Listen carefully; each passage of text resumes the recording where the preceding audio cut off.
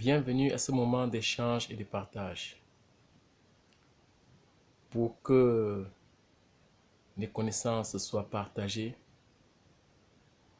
pour que la lumière remplace les ténèbres dans notre pays, le Cameroun, et pour que notre peuple soit libéré.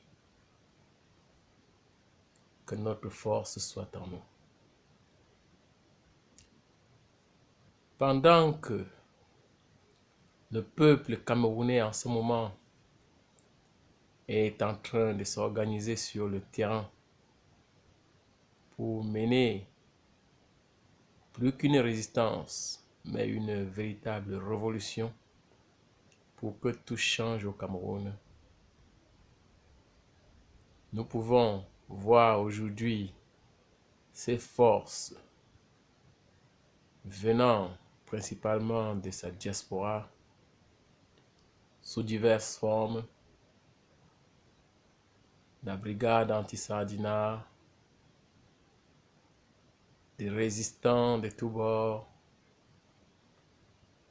individuels ou organisés en groupe, des personnes qui prennent leurs responsabilités et écrivent au système de Paul Biya pour que les choses changent. Mais malheureusement, Paul Biya continue à utiliser une de ses armes fatales, la roublardise, le pourrissement, gagner du temps, car il sait que c'est toujours comme ça qu'il finit par épuiser le peuple et que ils finissent aussi par oublier leur combat. Mais non, cette fois-ci, il est clair que le combat va aller jusqu'à son bout. Parce que il est clair que ce n'est pas de Paul Biya, l'individu qu'il s'agit. Il s'agit d'un système. Il s'agit d'une certaine façon de gouverner le peuple camerounais. Il s'agit d'une certaine façon de conserver le pouvoir pour que rien ne change. Il s'agit d'une certaine façon de conserver le pouvoir à tout prix, à tous les prix, je dirais, même celui-là même, d'enlever la vie des Camerounais. Et c'est justement parce que la vie des Camerounais aujourd'hui ne compte plus, vaut moins que la vie d'un chien, que nous nous levons pour dire non. Les droits humains les plus élémentaires n'existent plus au Cameroun. Nous ne le dirons jamais assez. Oui, l'humain est complètement méprisé. Oui.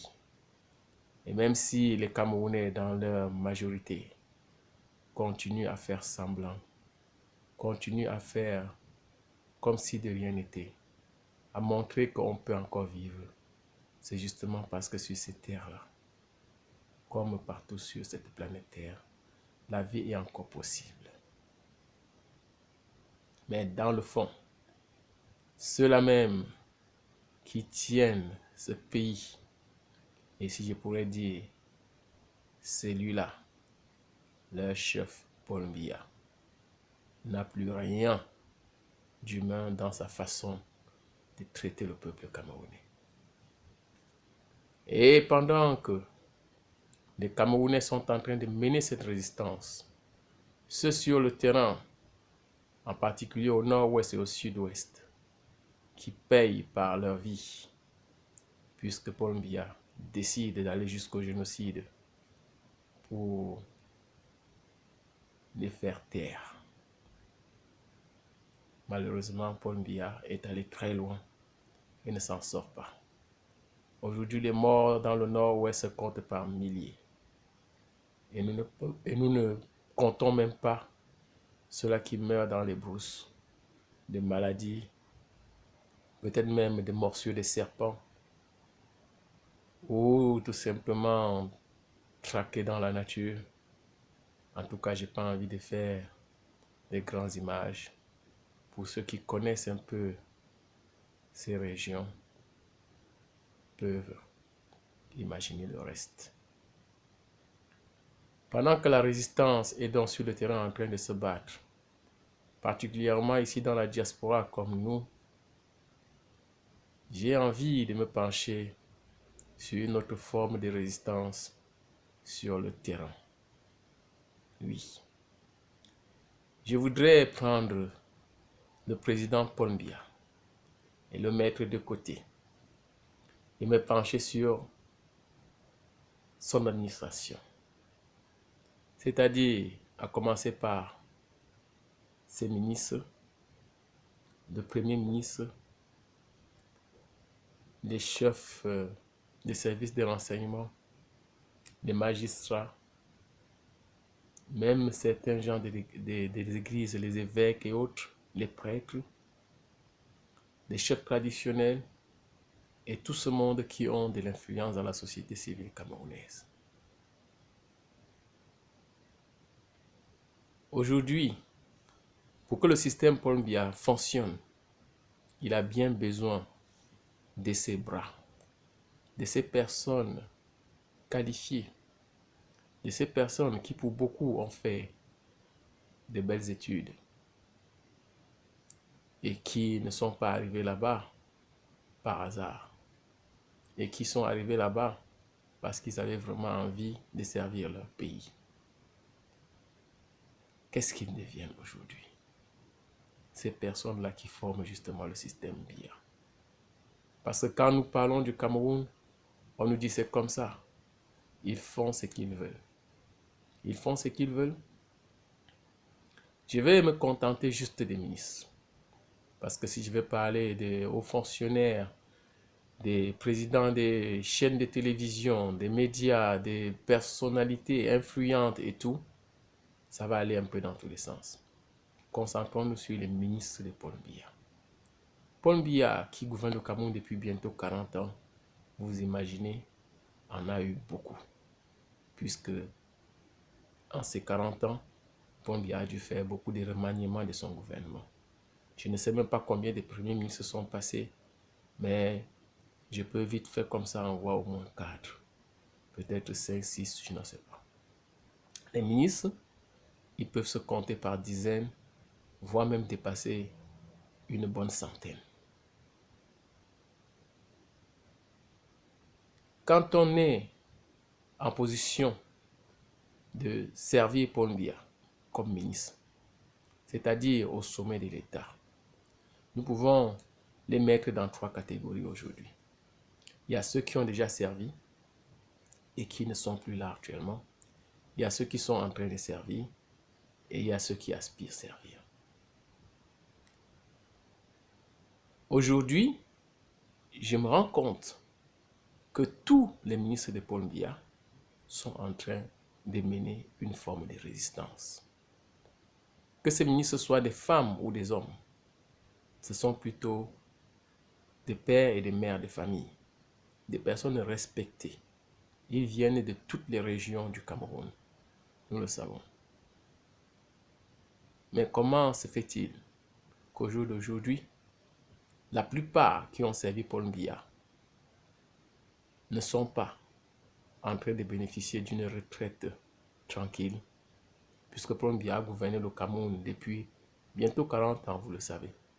Donc, un ministre de son époque qui est entré dans son gouvernement à la fleur de l'âge, d'une trentaine ou d'une quarantaine, serait aujourd'hui en train d'avoir autour de 80 ans.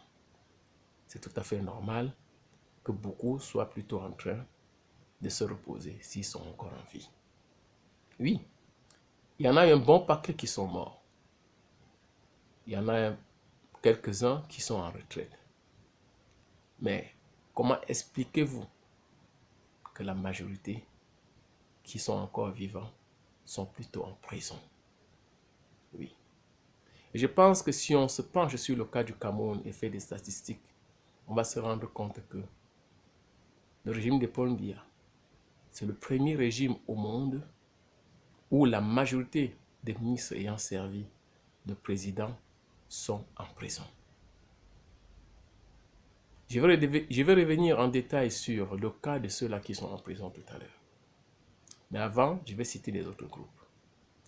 Et ceux qui sont en train de servir en ce moment Paul Biya, on peut se poser la question, comment, dans quel état d'esprit ces personnalités servent le président Paul Biya? Sans vous mentir, je n'aimerais pas être à leur place. Parce que, comment peut-on servir dignement, confortablement son pays quand on sait que tous ceux qui sont passés avant vous sont soit morts, soit en prison. Et que ceux-là même qui sont en prison sont en ce moment en train de mener une résistance encore plus dure que celle que nous menons aujourd'hui sur le terrain pour libérer le peuple camerounais. La troisième catégorie, ceux qui ne sont pas encore des ministres et qui aspirent quand même à le devenir. Comment peut-on, de bonne foi, avec toute sa tête, rêver, espérer de servir le Cameroun sous le régime d'Mbia, sachant bien que ceux qui l'ont fait avant, qui aujourd'hui pourraient être vos pères et même vos grands-parents, sont soit morts, soit en prison. Et que ceux qui sont là en train de le servir actuellement sont complètement étouffés. Si au Cameroun, on pouvait prendre en compte des réparations psychologiques des personnalités quand ils ont traversé des moments difficiles, je pense que tous les ministres de Paul Biya réclameraient un traitement psychologique, au moins, pour ne pas dire psychiatrique. Parce que ce que ces ministres vivent au quotidien, à mon avis, est terrible. Quand nous voyons comment Paul Biya lui-même a malmené ses propres ministres durant l'année qui est en train de s'achever, je vais dire tout simplement, depuis la dernière élection présidentielle, on peut se permettre de poser une question simple. Comment arrive-t-on à dormir étant ministre de Paul Biya? Paul Biya vous demande, mettez en route les plans pour aller tuer les anglophones. Vous le faites. Et vous le faites avec tout ce qui peut être de plus sinistre. Comme un certain Atangandi, qui va même recruter des milices privées à la solde de l'État camerounais pour aller commettre des atrocités dans le nord-ouest du Cameroun pour ensuite accuser les Ambaboy, c'est-à-dire les Camerounais anglophones qui réclament leur liberté, qui réclament la sécession parce qu'ils en ont marre du gouvernement de Yaoundé. C'est-à-dire, voilà un ministre de l'administration territoriale qui se transforme lui-même en vrai terroriste, mais continue à servir le président de la République. Et puis demain, on demande à ce même ministre d'être de ceux-là qui vont organiser un dialogue avec ces personnes qui sont en train de revendiquer leur propre indépendance. Terrible, terrible service que celui d'un ministre de Paul Biya. Je comprends que pour être un Atangandi, il faut avoir une tête particulière. Oui, il faut avaler beaucoup de couleuvres. Quand, pendant que les anglophones sont en train d'être tués, on passe aux élections, Maurice Kamto gagne les élections, revendique sa victoire. On demande au ministre de le menacer. Tout le monde passe au créneau, devant les médias, devant les télévisions, dans les journaux, raconte ce qu'ils veulent. Atangandi prend sa part et dit à Kamto, c'est un petit sous-préfet qui s'occupera de ton cas. Et oui, il a bien eu raison. Tout était déjà ficelé. Le petit sous-préfet s'occupe de son cas. Interdit les marches. Que Maurice Kamto fait, bien sûr. Il se retrouve en prison pour 9 mois avec tous ses alliés. Je vous passe des détails des conditions d'arrestation et d'emprisonnement. 9 mois plus tard, on organise le grand dialogue parce que ça ne va pas.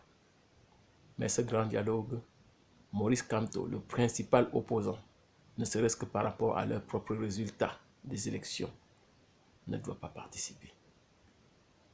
Comment voulez-vous que l'on participe à un dialogue étant en prison, condamné probablement pour rébellion à la nation, c'est-à-dire le plus grand des crimes, où on peut peut-être finir avec une condamnation à mort? Avant que le dialogue ne se termine, sous la pression internationale et principalement de la France, on demande encore à Tangandji de libérer Kamto. Dur, dur pour Tangandji. De libérer cet homme qu'il a bâillonné. Cet homme qui risque de sortir de prison et devenir le président. Imaginez-vous ce qui se passe dans la tête d'Tangandji. J'ai pris juste ce cas, mais j'en aurais cité bien d'autres. C'est dur d'être ministre de Paul Biya. Parce que Paul Biya fait faire à ses ministres ce qu'aucun humain respectable ne peut faire. Comment ceux qui prétendent à devenir peut-être demain encore les ministres de Paul Biya réfléchissent quand ils voient que on peut le servir à la manière d'Tangandji, à la manière des gens de Dieu Momo, qui va même se permettre des bavures hallucinantes. N'est-ce pas? Nous parlons du génocide du peuple juif.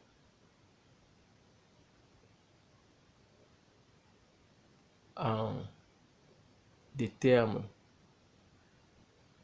aussi banals, juste pour pouvoir justifier ce qui pourrait arriver à une partie de son peuple, et bizarrement encore les Bamileke, c'est-à-dire la tribu d'où est ressortissant le même genre de Dieu Momo.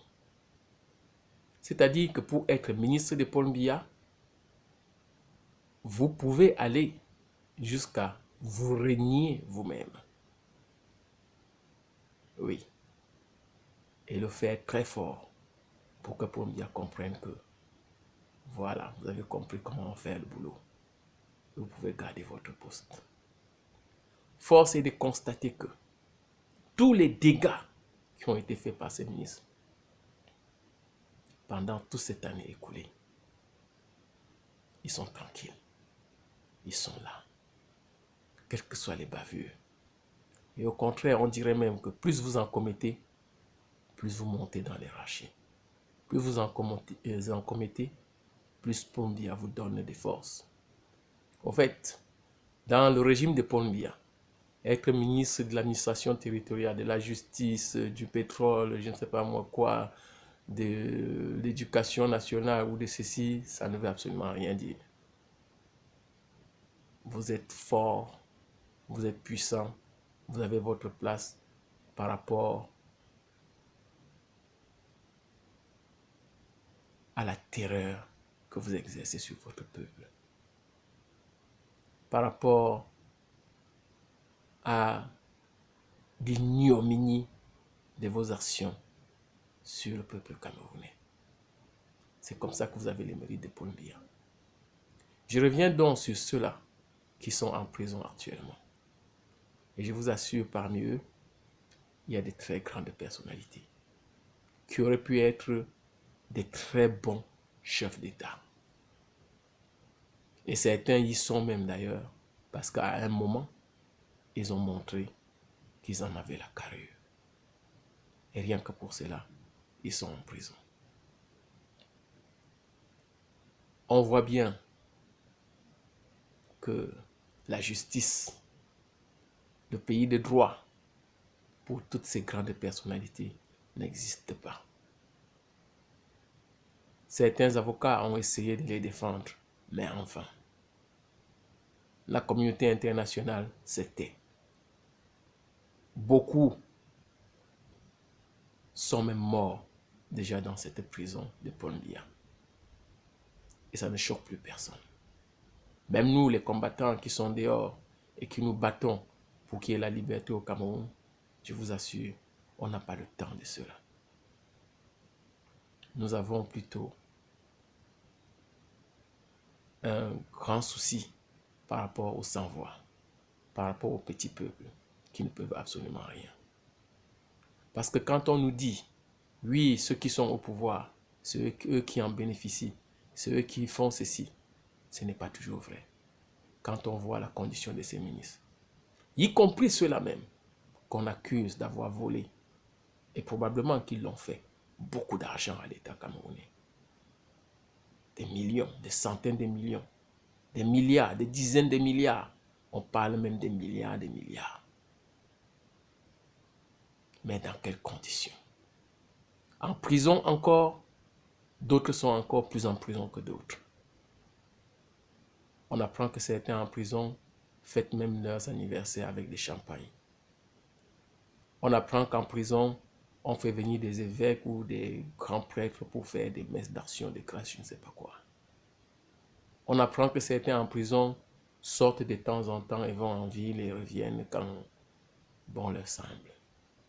On se demande finalement à quoi sert la prison. Par contre, on voit d'autres qui en prison sont même malades et ne peuvent même pas aller se soigner.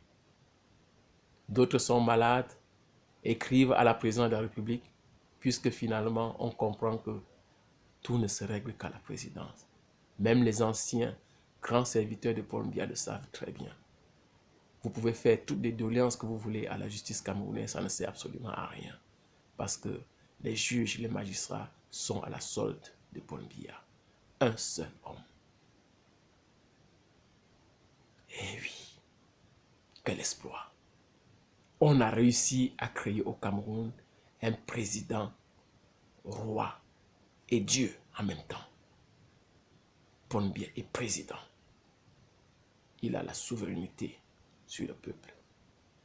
Premier magistrat, premier avocat, premier soldat, premier policier, premier agent secret. Il est le premier des Camerounais en tout.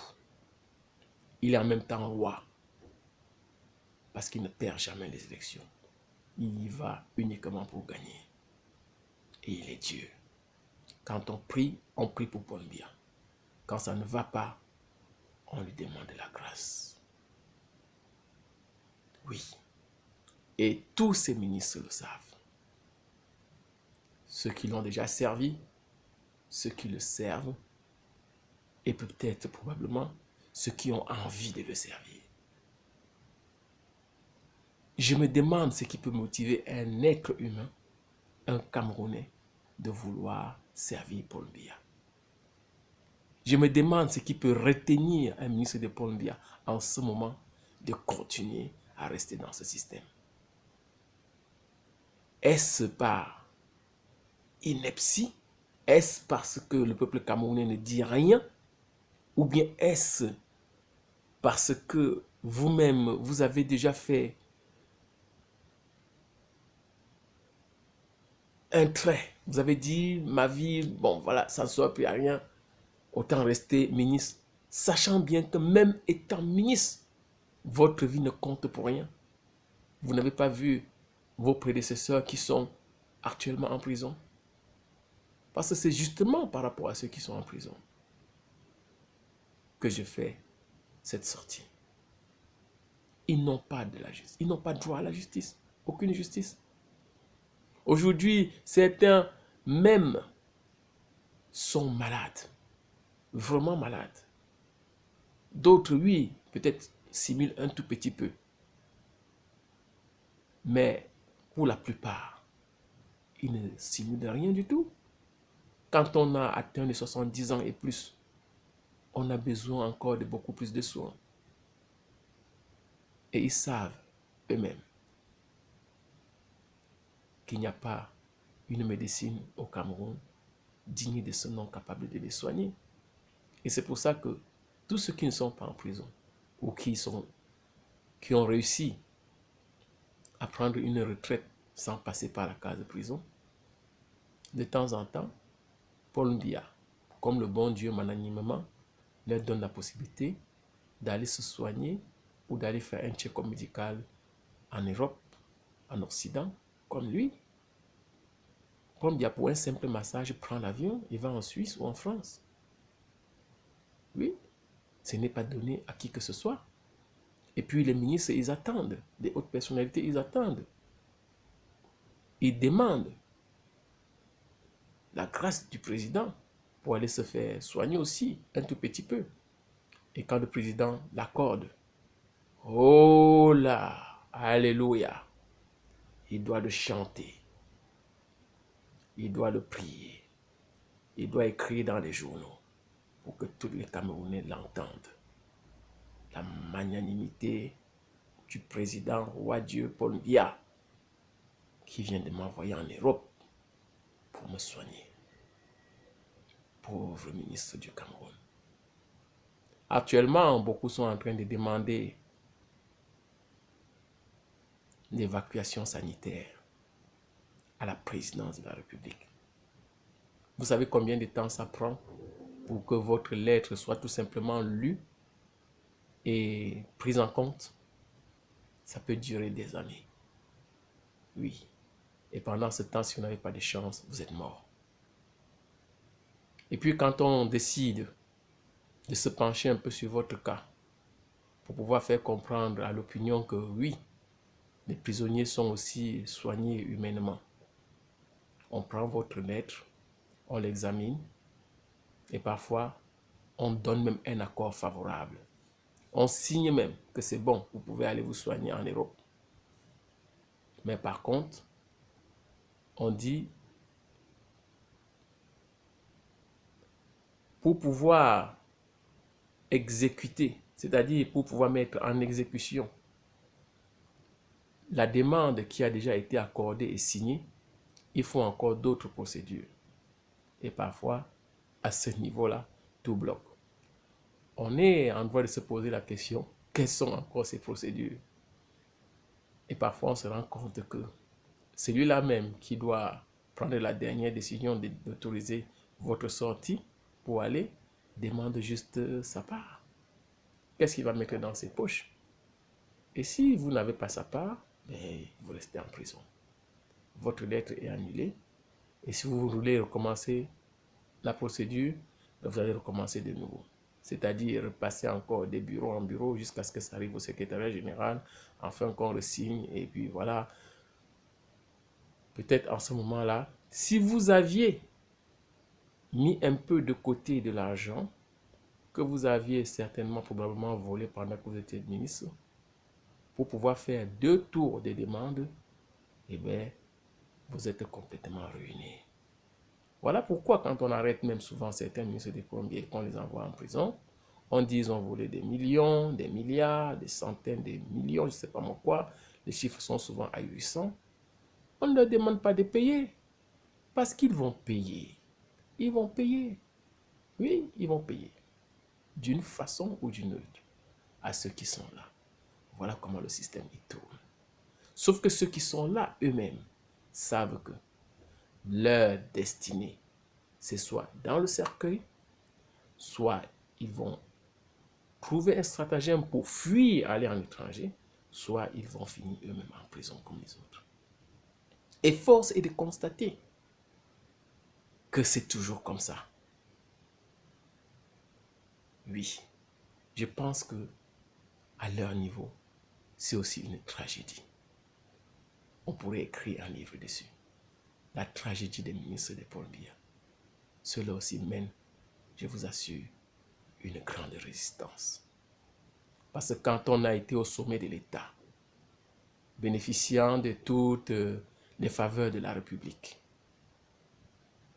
de toute l'immunité diplomatique, des voyages, des hôtels, des femmes, et on sait comment tous ces gens-là savent jouer. Et qu'à un moment, on se retrouve en prison, même pas la possibilité d'aller se soigner. Quelle pitié. Et certains aujourd'hui, même quand ils demandent l'évacuation sanitaire, précisent bien l'évacuation sanitaire en Occident. En réalité, pour eux, ce n'est même plus des soins qu'ils ont besoin. Ils ont juste envie de se tirer, juste envie de fuir, juste envie de sortir de l'enfer de Paul Biya. Et pendant qu'ils sont encore en prison, quand vous les entendez de temps en temps parler dans l'opinion, ce n'est même pas pour se plaindre de leur cas, parce qu'ils savent que se plaindre ne sert à rien. Le président roi Dieu décide quand il veut, comme il veut. Alors, quand ils veulent faire des sorties, quand ils veulent parler, ils ménagent bien le président. Ils prennent bien la peine de dire ce n'est pas sa faute. Le président ne fait rien de mal. Ce sont les gens d'à côté. Ce sont les secrétaires généraux actuels. Oui, on sait celui-là qui est actuellement au pouvoir, enfin au Cameroun, a le vent en poupe. Oui, Sa Majesté, le maestro Ferdinand Ngongor. Ferdinand Ngongor. Ce mec, croyez-moi, j'ai aussi appris son nom comme ça. Je ne connais même pas. Son visage même, je ne connais pas, franchement. Et je suis même surpris de voir que pendant qu'on parle du Cameroun pour ces derniers temps, on ne l'écoute pas, on ne l'entend pas. De temps en temps, on voit plutôt ses signatures. Et je suis sûr aussi ses tweets à la place de son excellent président Paul Biya. Mais M. Ngongo, les Camerounais ont tout compris. Là où vous êtes, vous n'êtes pas mieux que ceux qui sont en prison. C'est même pire pour vous de savoir que, en tant que Camerounais, vous pouvez exister. Et, comment dire, vous réduire à ce que vous êtes en train de faire en ce moment. Vous avez une famille, vous avez des enfants, vous tenez à eux. Qu'est-ce que vous leur direz demain que vous êtes en train de faire? Que vous travaillez pour le Cameroun? Que vous aimez bien votre pays? Et que c'est pour cela que vous avez l'argent que vous recevez pour les entretenir? Quelle pitié. Quelle pitié pour mon pays, le Cameroun. Oui, peuple camerounais, ce combat va continuer pour que la dignité du peuple camerounais revienne. Excusez-moi si ce soir, j'ai évoqué le cas de la résistance des ministres de Paul Biya. Alors, mes chers ministres de Paul Biya, pour ceux qui peuvent écouter cet échange de savoir et de connaissances, vous n'avez plus rien à perdre. Même ceux qui sont en prison, vous pouvez aider la révolution. Vous pouvez aider la résistance en étant vrai, en vous mettant à la lumière, en sortant des ténèbres, en disant voici comment ça s'est fait, voici comment nous avons fait, et voici comment nous ne voulons plus que ça puisse se faire au Cameroun, au moins une fois dans votre vie. Ou alors, vous allez vous résigner à rester là et à crever j'ai pas envie de dire comme des rats. Vous tenez à votre vie, vous l'avez déjà perdue. Paul Biya ne peut pas vous la rendre là où il est, parce que lui-même ne tient plus à la sienne. Il sait que c'est fini, mais il n'en a rien à foutre. Et c'est pour cela que nous allons continuer ce combat, jusqu'à ce que le peuple camerounais, dans sa totalité, soit libéré. Et croyez-moi, mes chers ministres, mon cher Ngongo, mon cher Atanganji, nous nous battons aussi pour vous, pour que votre humanité vous revienne. Parce que ce que vous faites actuellement n'est pas humain, n'est pas digne. Je vous remercie. Vive la libération du peuple du Cameroun. Vive notre combat.